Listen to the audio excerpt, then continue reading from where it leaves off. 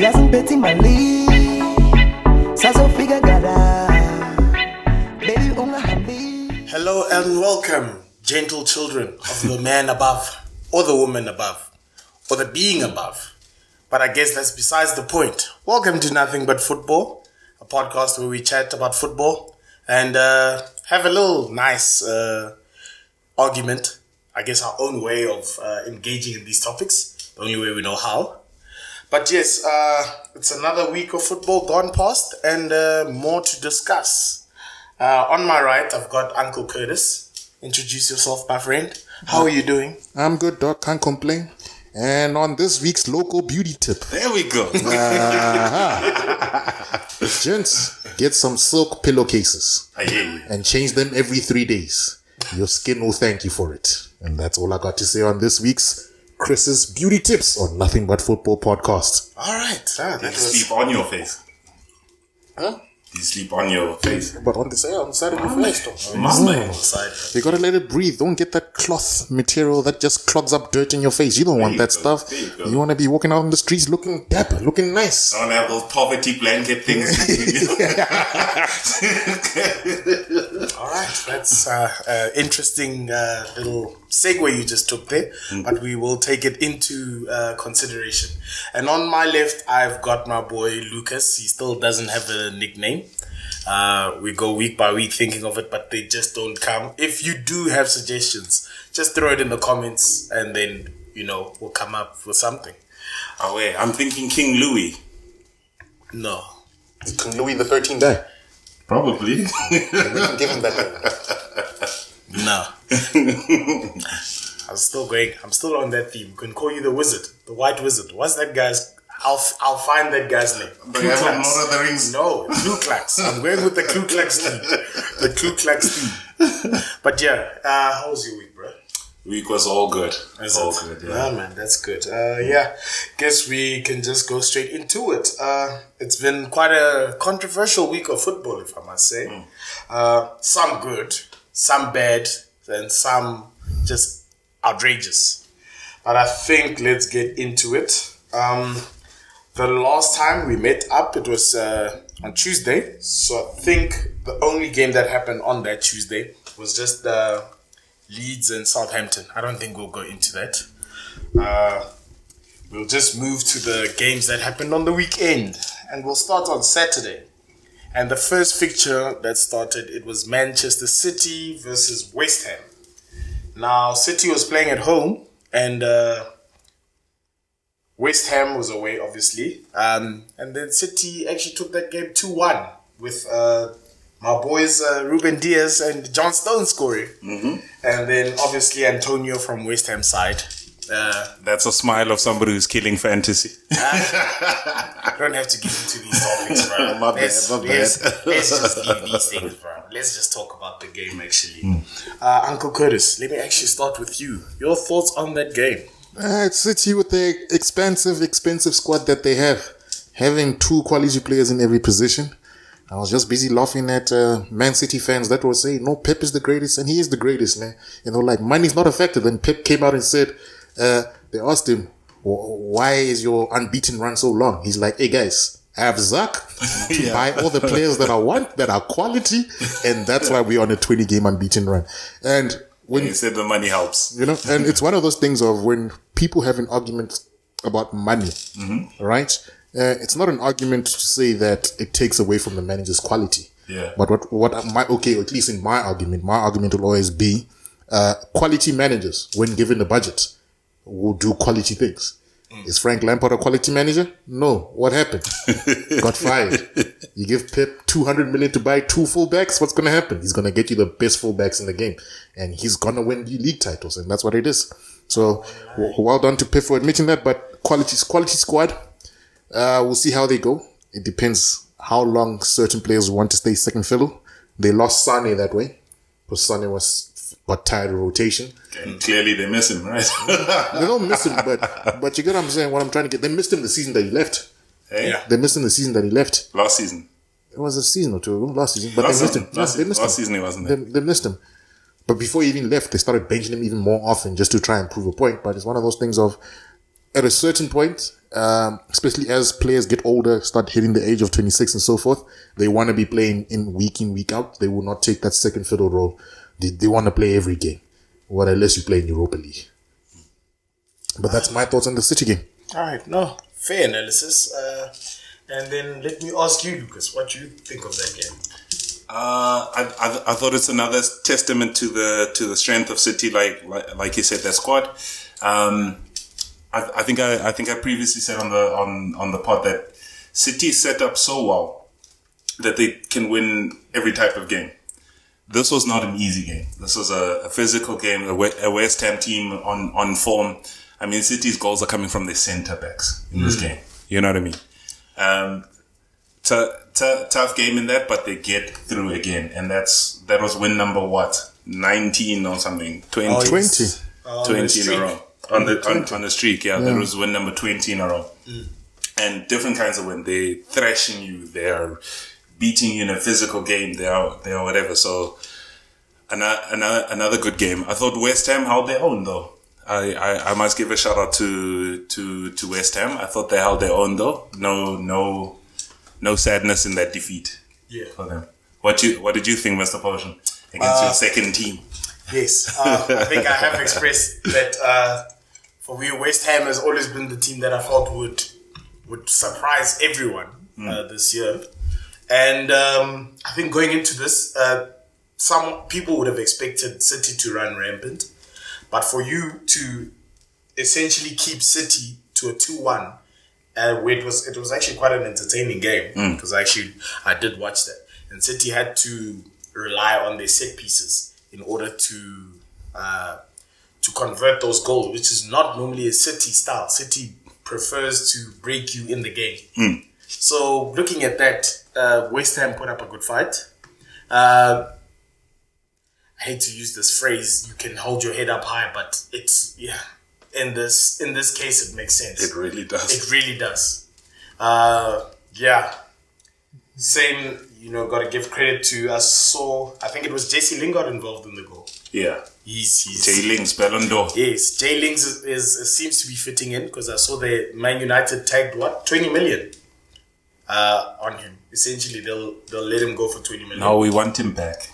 Just look after him and then we'll take him back. But where does he fit in? We don't care. We love him.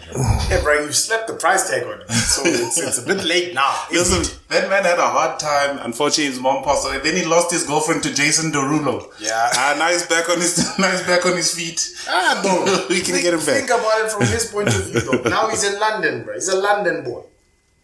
He can do his fashion stuff, bro. This is an ideal location for the guy. Let the guy go, bro. Fair enough. You're going to have him fighting with Daniel James for position week in and week out, bro. No, bro. Let that guy go.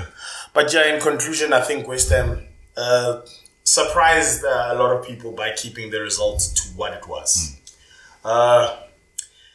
There weren't really many other results that I want to look at.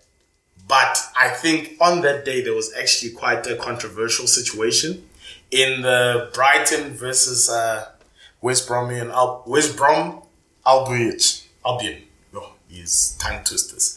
But I think let's just maybe just delve into that. It was a 1-0 game, and West Brom scored. Guys, I don't know if you watched that game, but I'm sure you might have heard about the controversy. So let me start with you, Uncle Curtis. My favorite topic, refs and the incompetent refs that are in England. That man looked confused. I do not know why he allowed them to take the free kick quickly and why he blew the whistle before the ball went in. I can understand why the players were aggrieved there, but it's one of those things of, I think when it comes to quick free kicks, you have to do it within a certain time frame with the refs to at least give the other team a sort of assembly of fairness. Like, you can't wait 30 seconds and you say, no, you can take a quick free kick because you've decided that it's not going to be a quick free kick anymore. So it's a fair call at the end, because he did take a bit of time before he said he can take a quick free kick. But it is what it is. Because even with the keeper, when you look at him, he was out there busy setting up his wall. That man looked comfortable on that post, busy screaming to the side. So Brighton can't complain. They lost that game because of that free kick. It's mostly down to the poor finishing. that they lose games. Most games, they should be high up in the table. But poor finishing. This is what happens when you have Neil Maupay in your team. It is what it is. All right. But yeah, we'll see how it is. Second red face strikers are not going to get you anywhere. Fair point. Lucas, let me ask you, what did you think about that? Sure. So maybe just for anyone that didn't see it, right? So free kick near the box. Ref allows them to take a quick free kick. They take the quick free kick and score the thing. Except the ref blew twice. So he blows so that they can take the thing, and then he blows just before the ball goes in. So when it goes to VAR says actually this goal can't stand because you stopped play before the ball went in. So the goal gets written off. Ridiculous refereeing. Terrible, because he's made a decision and then immediately goes away from it. He wasn't even sure if he should give the goal or not. Yeah. Then he gives the goal and then VAR turns it back. So, terrible. This is what happens when you have 50-year-old men busy refereeing games. Yeah. They got dementia. It's onset dementia busy setting in and they're busy refereeing games. That's why he was confused. He thought he was at home. Yeah. But for me, this actually, from my point of view, the part that surprised me is that Brighton was not awake in these situations. But to look at it, it seems as though the refs are actually very confused. From previous results that we're about to go into, it seems as though refs are aware of the controversies that happen online. Yeah. And these days, they just want to do the safe call, isn't this? They know that people will be upset, but they're going for the call that people will be the least upset about. This is what it seems as though it became a theme for this weekend. Yeah. Stupid line of thinking, I believe. Yes, it's a very stupid line of thinking, because I think the first duty as a ref is you need to be competent. Sure. You can't try be a people pleaser. That's where they've gone wrong, in my opinion. That that was a very stupid call. Yeah. But I think we'll leave that game and actually get on to the Sunday games, because there was also some controversy in that. But let's start with the game that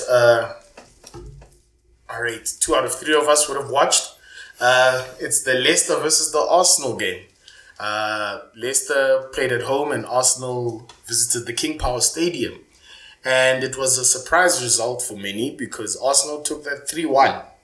Surprise result, not really to me. Yes, we'll get into that. I was just trying to be objective, judging our league positions. It is a surprise when the lower team beats the team that's above. But yes, I'll leave you for now, and I'll start with Lucas here. Luquinho. That one might work. Yes, it might work, for footballing purposes, but yeah. It's too flourish. We need to give him a proper name. Yes, I also didn't want to. It sounds like it's a pleasing name. You need to suffer with it. Yeah, so let's get into that. Yeah. What did you think of that game? Look, I thought it was a good game. A good win from Arsenal. Coming back from behind, Leicester went 1-0 up. Tielemans got the ball, and Arsenal's defense laid out a red carpet. He ran straight to the goal, like unopposed. But then from there, coming back, good performance by Arsenal. I'll give Nicolas Pepe his dues in this game, because I generally say I don't rate him. I still don't rate him, but this is the type of game for him. But did very well. I think was quite a big threat in that game. Arsenal played pretty well, and this is a Leicester team that's been on form. Look, that result does me a favor, so I'm very happy with it. Yes, it works out well for everyone. Uncle Curtis, how about you? Let me find out your opinions on the game. It wasn't a surprise result, because we generally beat Leicester. I think early on in the season when they beat us 1-0, that was the first time they actually beat us in a long time. We generally do the double over Leicester. Even when they won the league, we did the double over Leicester. Yes. So it's not a surprise result. Right. Another stupid mistake. Aka busy passing to Willian. I almost thought we were going to lose that game because Willian started. But he played well, didn't he? He did play well, I'll give him that. But at the beginning of the game, when I saw that team sheet, I wanted to go to sleep. Because I wasn't expecting the best. I'm happy with the result. It shows that Arteta is building something that he wants, the direction that he wants to go to. Because we were without Saka, we were without Aubameyang, and we were without Odegaard from the start. Yes. All right? So, when you're playing with two of your wingers, which you would say at this very moment in time, due to form, are second choice, and you still beat a team that's currently sitting in the top 4, all right? That is good. That means you're starting to show the quality of depth that you might have as a team, but you just need the other players to step up and show more consistent performances. And an interesting stat, when Chelsea fans were busy having Arsenal for taking Willian has more assists than Ziyech, Pulisic, and Havertz put together. In this season. You're now claiming a Willian stat. Wow. anything to keep some of these fans out here who talk reckless during the season. They talk reckless. Like, I've seen some of these football fans are reckless, and when you talk reckless, I have to put you back down in your spot. This week it's Chelsea. Y'all niggas got Abramovich money and think you world beaters now. He's gone. He can't even enter the country, dog. He's a sugar daddy who can't even come and love you down nicely. He's busy sending e-wallets, not even e-wallets. He's busy saying PayPal from another country. No, actually, I have to agree with Uncle Curtis there, with the Willian thing. I mean, he hasn't given us great performances, so we need to celebrate something. That was actually quite a scary stat, if you look at it. Does it show you what he can bring to your team now? It shows us nothing. It shows us nothing. It shows us comedy. how... It's just comedy. It's just a broken clock is right twice a day, as they say. It just shows us how terrible of a job Frank Lampard was doing at Chelsea. We've been here week in, week out, complaining about Willian. Yeah. You have Ziyech, you have Pulisic, you have Havertz. That's a cool 120 million in transfers. But they're Not- above Willian in the table. Haven't they done anything? But I'm talking about individual performances. What are they doing? Like, your goals are coming from somebody else. Your goals are coming from an ex-Arsenal player. It's not the best state to have. Yeah, actually, Fair enough. Fair enough. But yeah, besides the Willian banter for me, looking at that squad as well, I was actually quite, I was very skeptical because I actually went out in public to go watch this game. And when I saw that lineup, I thought to myself, this guy just is embarrassing me in public. Were you wearing an Arsenal jersey? Yes, I wore my Arsenal jersey. I wore the same ensemble. And now I watched it at an Afrikaans bar. So you can imagine, this is just double the disses. This man said ensemble. Yes. Use that word. So This is a cultured podcast. Very soon we're going to be getting fashion tips from Potion. What to wear on your Saturday night out to the game. The word ensemble. Yeah, so I saw this team and I thought to myself, okay, clearly this man is not taking Leicester seriously. But, the first goal, you can understand it was a confusion because of man marking. Chaka lost the ball and that was his man. Instead of someone jumping in and stopping the move, i.e. Tielemans, they essentially let him waltz through. But then that matter was quickly solved. And then we fired in. I think we had a penalty incident. 2 penalty incidents, yeah. We had 2 penalty incidents in that game. The first one, it was with Saka. No. It was... Pepe both. Oh, it was both Pepe. Okay. He had Leicester busy dancing on strings in defense over there. Testament of the game was that... making them dance. Yeah. The game that he had. And a Pepe goal. We had a set-piece goal as well from David Luiz. Happy for him from that point of view because that is the role he's supposed to be playing. Other than that, you look at that game and you actually commend Arsenal as in they weren't the team that everyone thought would win. Everyone assumed since Leicester recently beat Liverpool 2-0, Arsenal were the underdogs. But you know what they say about underdogs. So yeah, let's congratulate Arsenal. They did well. Looking at the lineup as well, Willian, well done. You had a good, you had a good game. You did. 2 assists. You didn't do much. He didn't do much if you think about it. Really? No, besides the assist, he just played his part. He didn't try be, too fancy. Oh, okay. From that point of view. Okay. So he just played his part and it worked out well for him. Maybe that is his role. Maybe that's what they want to do in the future. They don't want him, being the main, the main act in the circus. So, yeah, congratulations to Arsenal. That's where I think I'll leave it for now.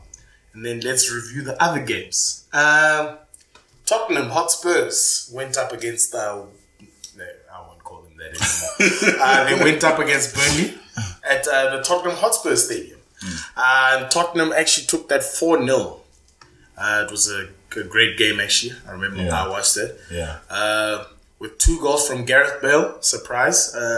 Harry Kane goal and Lucas Moura goal. Looking at that, let me ask you first, Lucas.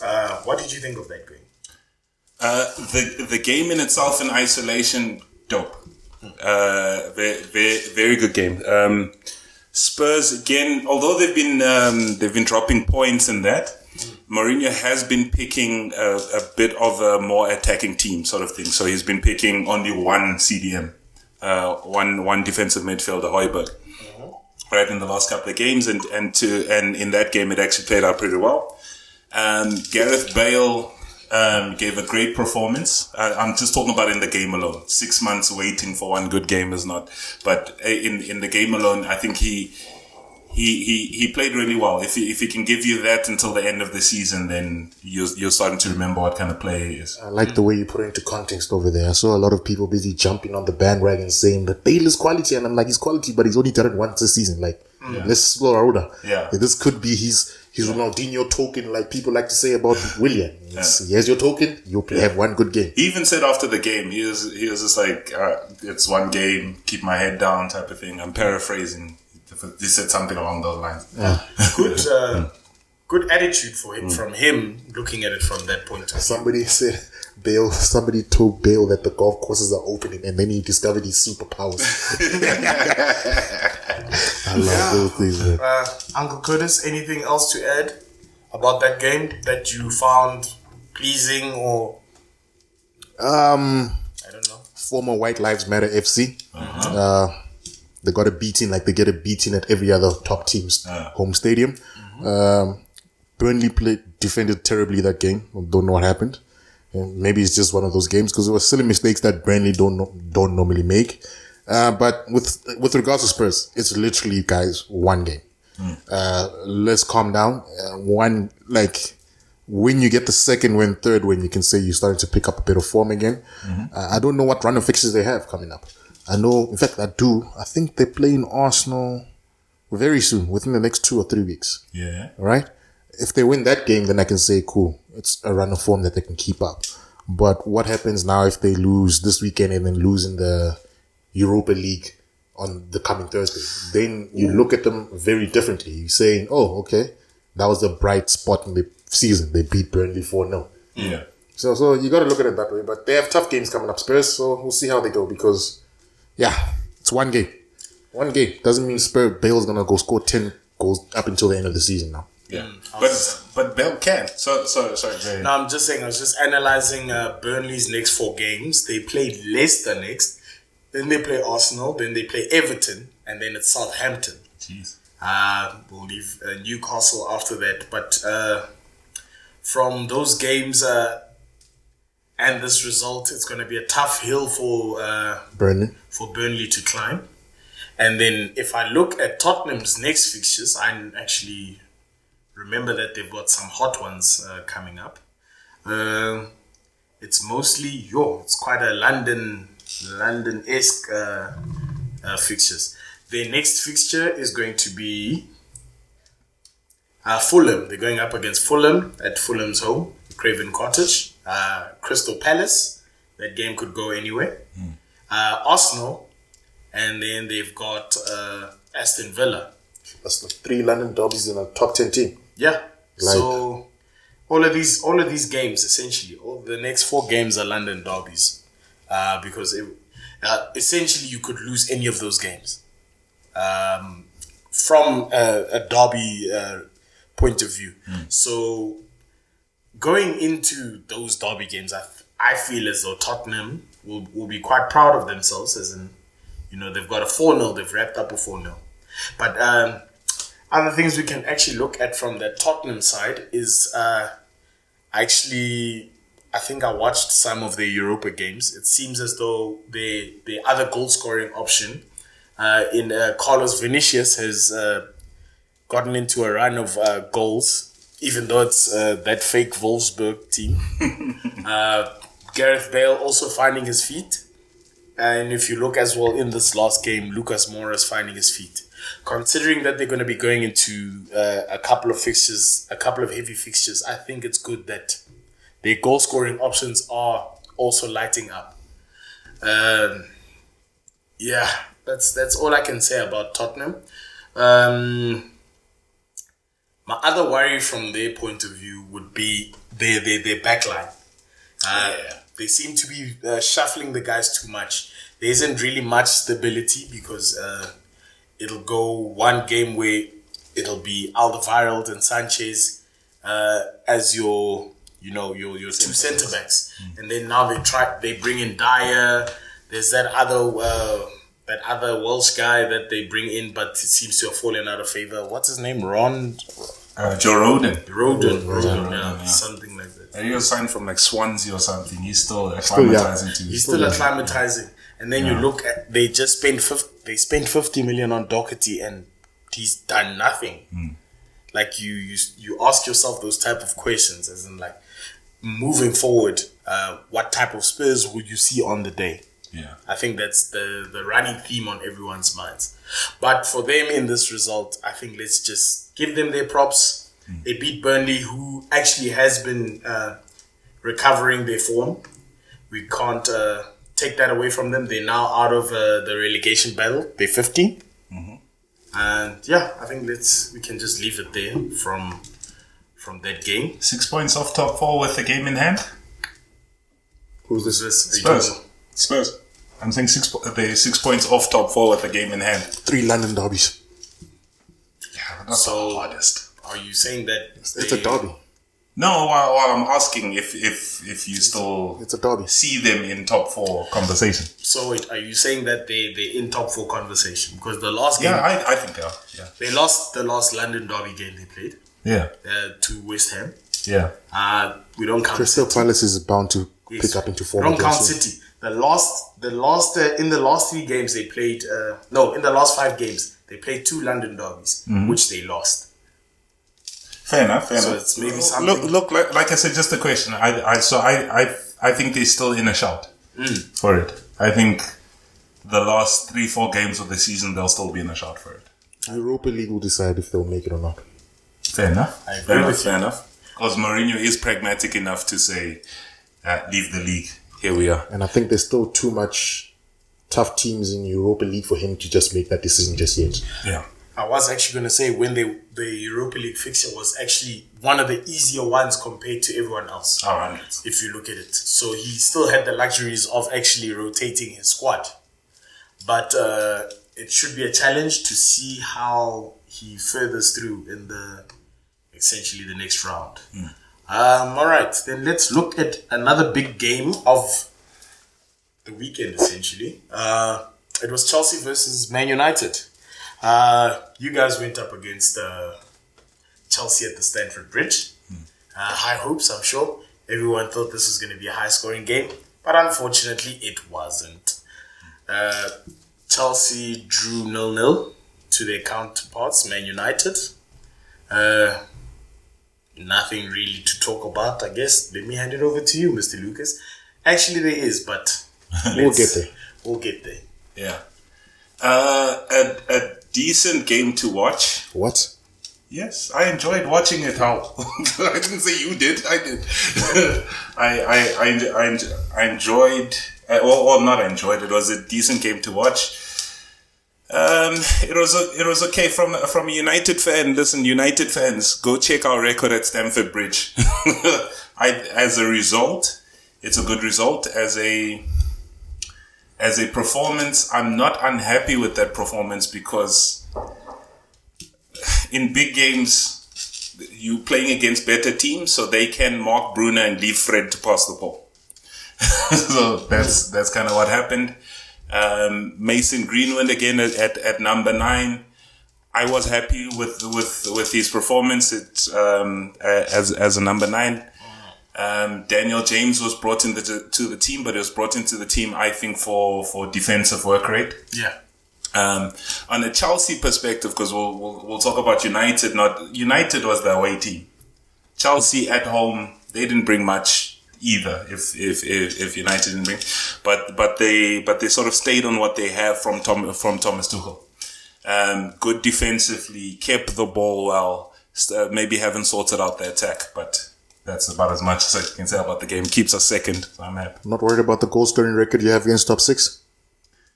No.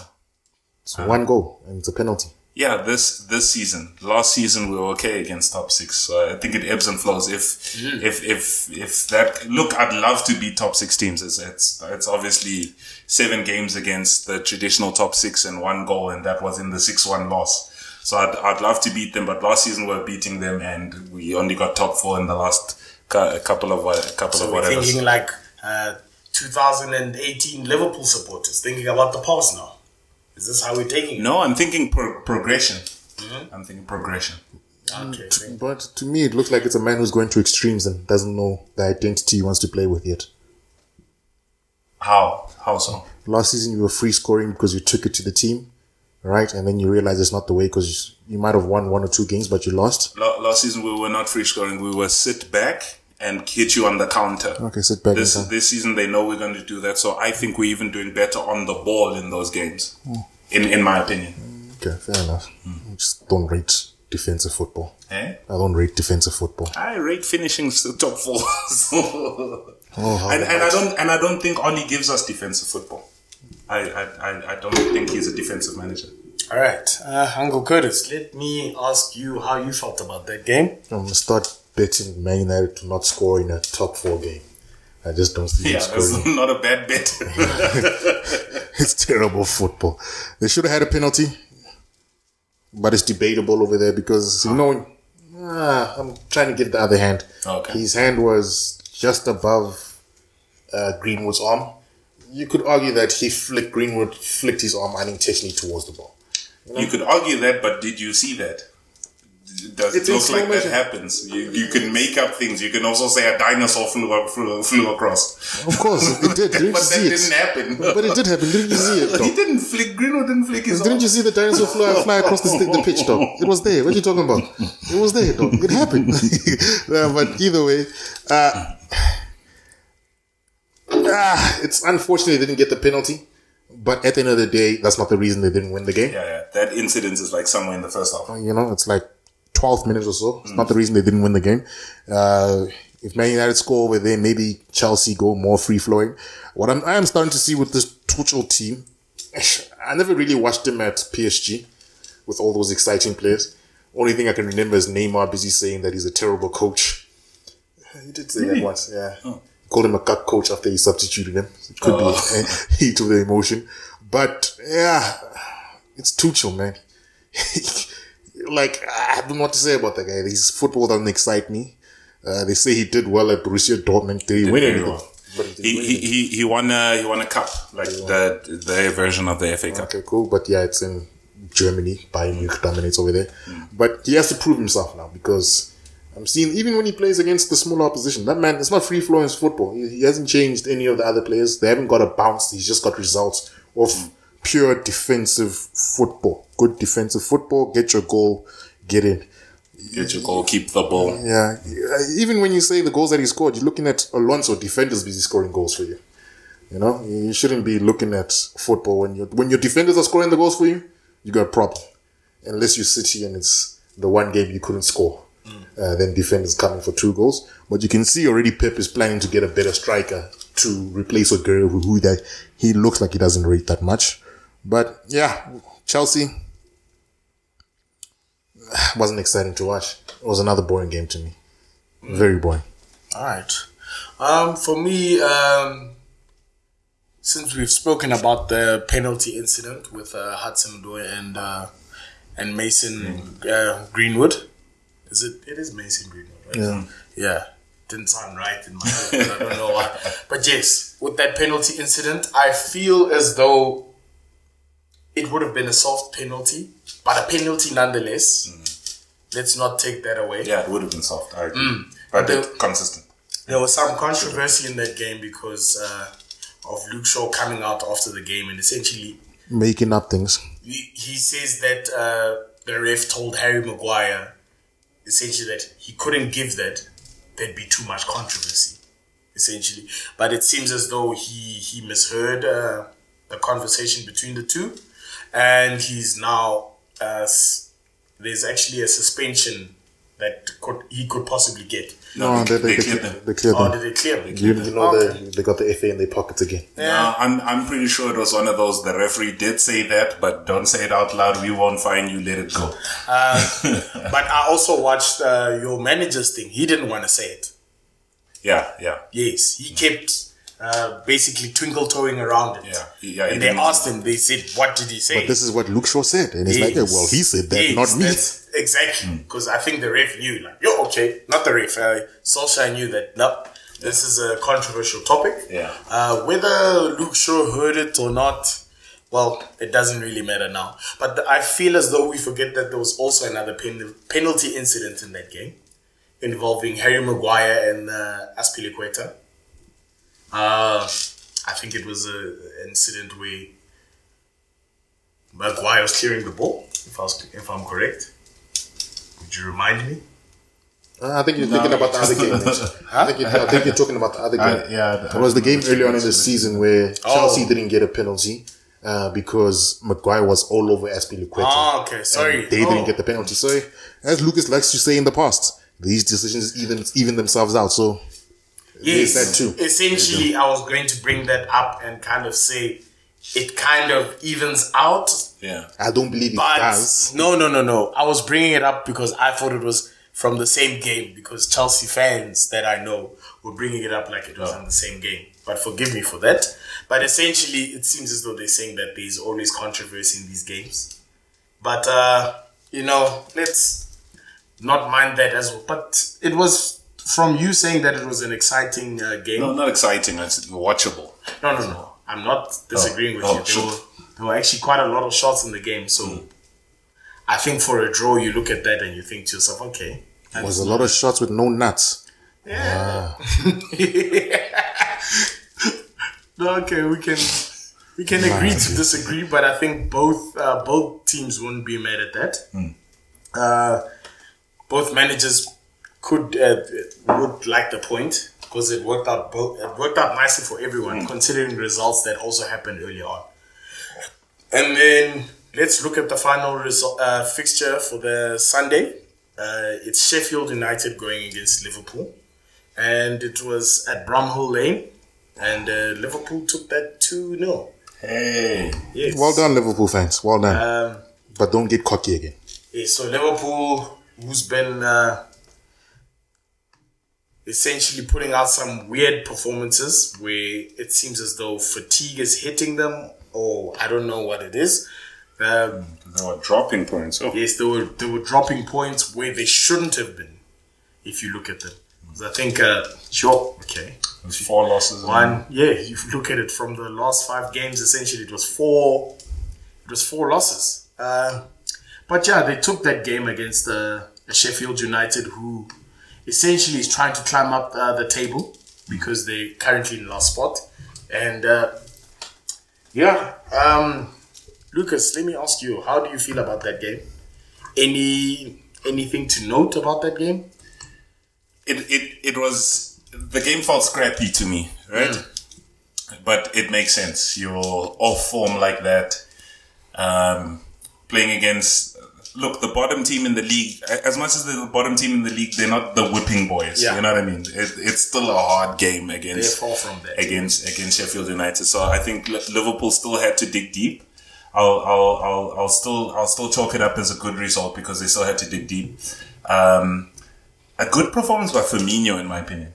Oh, okay. Right? Because Firmino does what Firmino does. He's not a goal scorer, but he, gets the ball going and that. So I think a good result. Maybe not one to get overly excited about as a Liverpool fan. You'll obviously hope to take that into into the next games and next fixtures. They're excited though. They're excited. Liverpool fans are excited. Look, they're a good squad. They haven't fallen off. They're still last year's champions. I think maybe too soon to be excited now about this season. Like, you're still in a top 4 fight. I still think they'll finish top 4, but I mean, yeah. If they finish outside of top 4, they'll win the league again. Next year. If they finish outside of top 4, no Champions League football, Europa League, I don't think you'll take it seriously. I believe he'll win the league. It'll be like Conte when he was outside Champions League. I should agree with you there. Uncle Curtis, let me ask you if you have any thoughts about that. About that? About the game, essentially. Besides what Lucas has highlighted. I won't lie to you guys. I didn't watch the game. Because I looked at that game and I was like, I'm not staying up until 10 for this. I'm not going to watch highlights. I saw they won 2-0. And I was just going off the reaction of Liverpool fans saying that as a centre-back partnership, they should start playing Kazabak or whatever that guy. Kabak and Phillips, so that the midfielders can go back into midfield. Sometimes as football fans, we get into the habit of talking like we know what to do when we play football, when we watch football. Klopp knows why he played Kabak and Phillips against Sheffield United.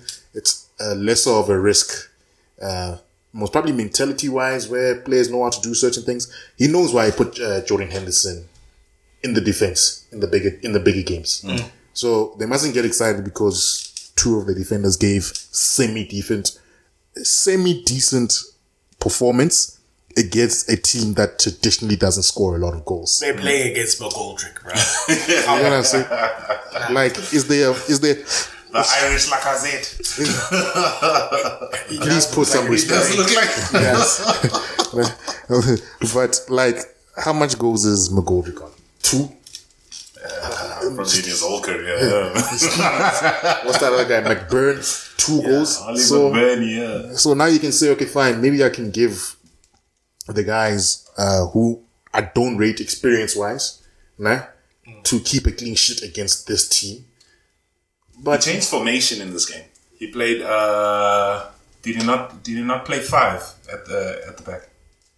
Was Trent not a wing back? Maybe. I could be wrong. Never mind. Put a pin in that. Let me not embarrass myself. It was probably a change in form once he scored the goals. What you say? With Liverpool fans, when you start making things like this, you need to look at who you guys are playing next. Do you know what the fixtures are next for Liverpool fan? I think the next fixtures. Let them be happy, bruh. You must be happy in context. You must always be happy in context. Because what happens with some of these fans? They come out and they think they will beat us. They think, everything is sorted. No, everything is not sorted. You still got a long way to go to fix your defensive problems. Cool, Van Dijk will come back next season. Does Van Dijk come back the same player? We don't know. Well, looking at the round of fixtures for Liverpool next, their next game is Chelsea at Anfield. Fulham at Anfield, they shouldn't struggle with that. Wolves at the Molineux should be an interesting game as well. I think they might beat Chelsea. The Molineux is on a Monday especially. I think they might beat Chelsea the next game. Where did they play Sheffield? Sheffield United's home stadium. Yeah. It was at the They're going to lose at Anfield again. Liverpool. They're going to lose against it. It's a Chelsea. Okay, so 4 games in a row. You're essentially saying that the problem is not away. The problem is home. They've been winning away games. Yeah. They haven't been winning home games. And people will like to come out and say it's because of the thing with Liverpool fans that made me laugh. They act like they're the only ones affected by Corona. They act like they're the only ones who don't have fans in the stadium. Yeah. And I'm like, mate, the whole Premier League don't have fans in the stadium. The whole Premier League is affected by Corona. So why are you complaining? They had fans for a little bit. They've had more fans than anyone have had this season. Yeah, you're right even about that. For a couple of weeks more than other teams because of the lockdown restrictions. So it's like, what are you complaining about, man? Yeah. Everybody is dealt the same cause that you have been dealt with. Yeah. Yes, in terms of injuries, man. As I said last week, it's not broken legs. It's not broken ankles. It's literally muscle injuries besides Van Dijk. Whose fault is that? It's Klopp's fault for the way he plays football. You can't blame anybody outside of your club for the amount of injuries that you have. Other clubs I think it just happens. It just happens, but you get what I'm saying? But it's his intensive football that gets him there. It's his intensive football that leads players to be more injury prone. But they're looking out like, hey, we've had broken legs, we've had this, it's the football you play. High intensity doesn't last more than 3 seasons before the players get worn out. Now, I actually agree with you that about the high intensity football convo. But from my point of view of the Liverpool game, you look at the goals. It's Curtis Jones scoring, unlikely goal scorer, and an own goal. That kind of tells you a story of the game. Liverpool fans appreciate that, man. Curtis Jones. I think he's turning. I think he's developing. He is the. I think he's the shining light of the youngsters that they claimed that they had. They were saying that they've got all this crop of youngsters that we aren't seeing. Maybe we can argue that some of them are on loan, but not seeing anything from them. Another Even positive. the player that they sold, Brewster. Yes, Brewster. Man is getting relegated. Guys, there needs to be an inquiry held into how Liverpool get ridiculous transfer fees for players that get clubs relegated. Yeah. They sold Brewster to Sheffield United and they're getting relegated like they did with that other club. Well, with Bournemouth. What was the player? Fleeced Bournemouth twice. Twice with Solanke and Jordan Ibe, and got ridiculous prices. I don't know what money laundering operation is going there by Liverpool, but guys, we need to look out of that. There's some dodgy things. And funny enough, with Brewster, he doesn't have really much of a goal scoring record, if you could say that. In youth team football. No, he doesn't have one, even on his times on loan. That's why I'm saying I didn't understand that buy. But looking at it from a Liverpool point of view, positive is I see Naby Keita's back.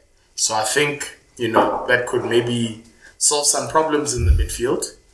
But other than that, I think this was just a ground out victory. These are victories that, especially if you like to be champions, that you need in your arsenal as well. Is that you don't, not all games are going to be glitz and glamour. Sometimes you're going to have to grind out some wins. Yeah. They grinded it out. Yeah. And I guess well done to them. I think we can just leave it at that. And if we move on, and I think there was only one more fixture after that. It was Everton versus Southampton. I don't think we need to really get into it, but I'll just say the result. Richarlison took Everton ahead in that game. It was 1-0 against Southampton. Good result for them. I guess they also staying in contention of the top 4 race. Because they're level with Liverpool now in points, which is good for the Merseyside community. Yeah, the Merseyside derby, Merseyside clubs. Game in hand. Yeah, with a game in hand, they're gonna play. They're gonna play their next game. I think. What's the difference? 2 points. 2 points to top 4 with the game in hand. Yeah. So they're playing against West Brom. I wouldn't say West Brom are the whipping boys, but they are. And they're not even a team used to the Europa League. So finishing top 6 is still great for them. Yes, exactly. So if they even have a shout for top 4, I think they're doing very well. Hats off to Ancelotti there. Yeah, Ancelotti doing some good work. Besides, not looking at his injuries as well, he's had quite a few. So congratulations to him on that. I think that wraps up the fixtures for the Premier League week. I think let's take a break and get our refreshments in order. Then we'll come back and we'll chat about something else. See you guys soon.